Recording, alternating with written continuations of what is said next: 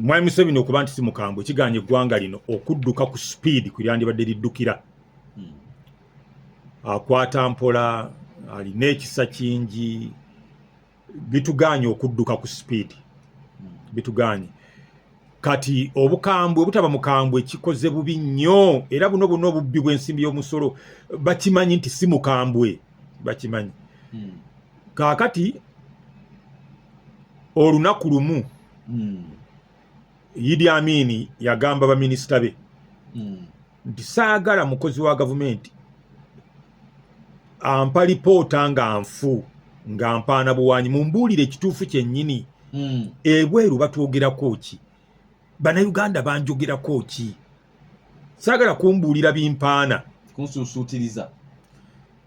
wayitawo ebbanga n'akiddamu ogwokubiri ogwokusatu ayogera ne Minister wa Internal Affairs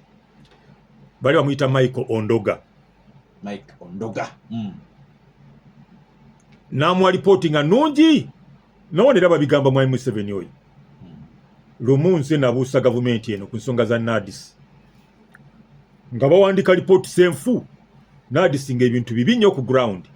naye nange ndi musajja sitya biduduma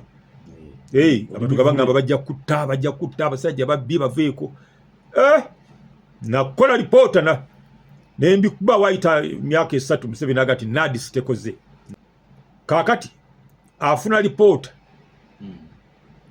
okuva ate ku ludda olulala ngega nti abantu bakukyaye nnyo lwa kino na kino n'atuuza kabineti nabagamba saagala muntu ampa lipoota nfu oseseriza kazigo kaakati gwe Ondoga obadde oŋŋamba bino byonna nabifunye byonna nga biri rotten kabisa bifu byavunda byobadde oŋŋamba weeks 2 omulambo gwa Mike Ondoga bagusanga ku River Nile kumugakiira nga gufloating nga guseeyeeya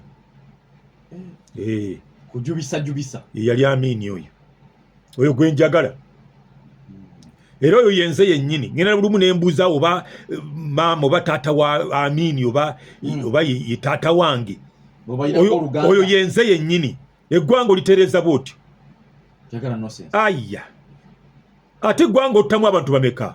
otta abantu nga 4 5 eritereera